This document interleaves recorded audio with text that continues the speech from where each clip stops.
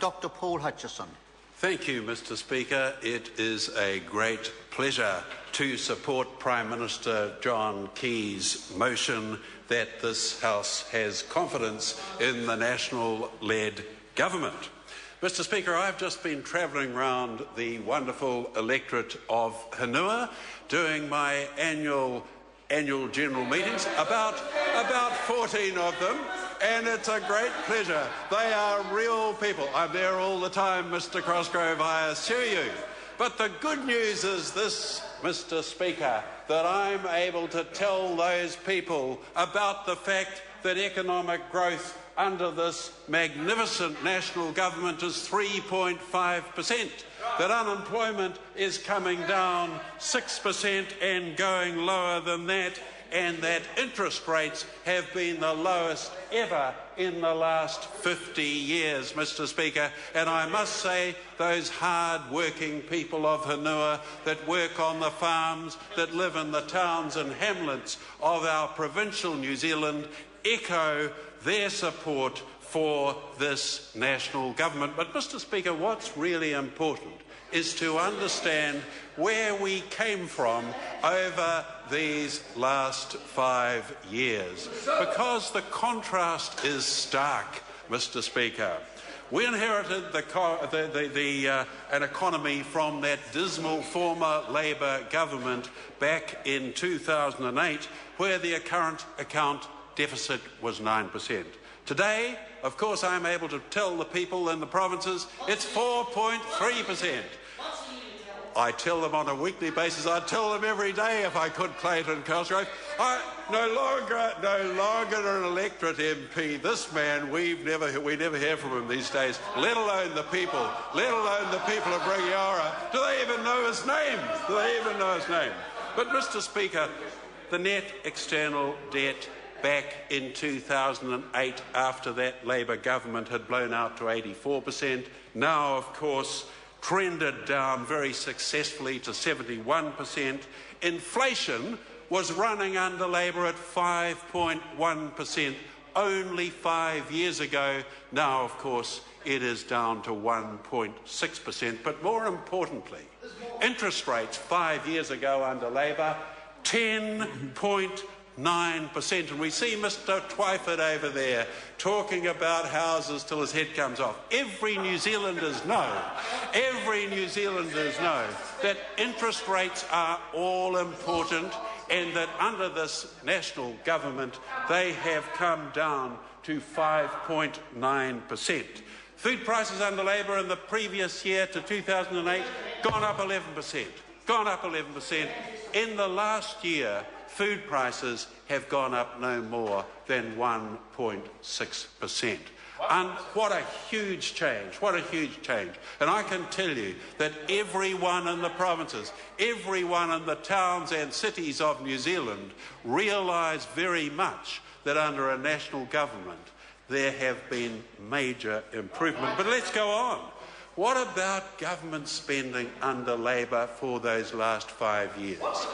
Government spending increased 50%, and in health, of course, with no extra productivity. In fact, productivity declined, and of course, Mr. Speaker, that huge increase in bureaucracy that we all know about that happened under that dismal Labour government. Of course, now government spending has been very much curtailed, it's under control, and of course we have a forecast of a surplus in 2014-15, balanced books. And Clayton Cosgrove, let me just remind you what the Treasury was forecasting back in 2008.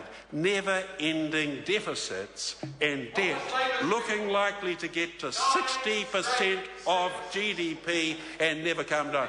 9 long years of profligate spending. But, Mr. Speaker, what else am I able to tell the good people of Hanua about what the recipe that Labour and the Greens would have in store for them? They, of course, They, of course, would bring in a capital gains tax. What that would do is punish every business and every farmer in New Zealand, and I can see the whites of their eyes over there, and they know it. They would be doing everything negative for our businesses and our farmers in New Zealand, and they should be very worried about the prospect of Labour's and Greens getting together. Of course, they would be increasing the gap between personal income tax and company tax. Mr Darnley's not with us today, but he would tell us that huge number of tax-avoiding entities that mushroomed under Labour during that time. What we need in this country, Mr Speaker, is a low, broad-based, simple tax that people can understand, that has clear incentives of reward for effort. That we'll get under a national government. We will get the opposite under a dismal Labour-Green alliance. And, Mr Speaker, one other thing that deeply concerns the good people of Hanua is the sort of impositions that the Labour-Green new ETS emissions trading system would place on the businesses, the farmers of New Zealand. In Hanua, our biggest single employer happens to be New Zealand Steel. They would find it extremely difficult to remain viable under the Labour-Green recipe. And, Mr Speaker, might I tell you, that's a company that co-generates 70% of its power. Yes? Well, let's talk you about Lanzatec. There is a pilot program at New Zealand Steel where they are indeed converting the exhausts into alcohol. This is being piloted, of course, in some of the major countries of this world, including China, and they've expanded to North America.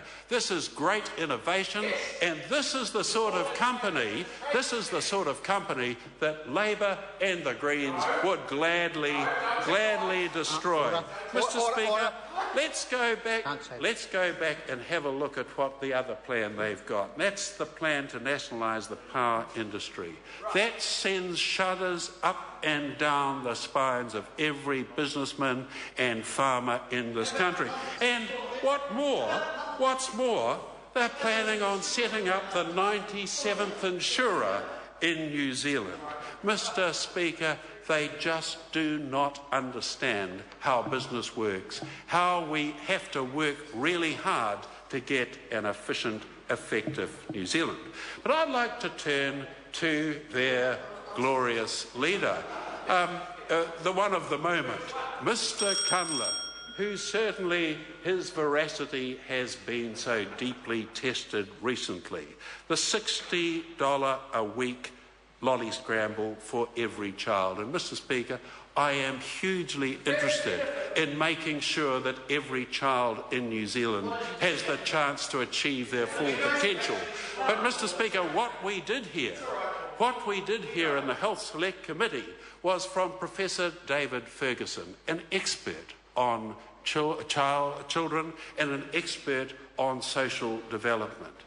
What he told us was, if we put money in the hands of dysfunctional families, it's likely to be totally blown unless it's very carefully worked out how that money is to be spent. Now, we have a Labour government in waiting who's prepared to blow an untargeted $500 million when they should be spending that money in a very carefully directed manner in order to ensure that every child in New Zealand has a very good start.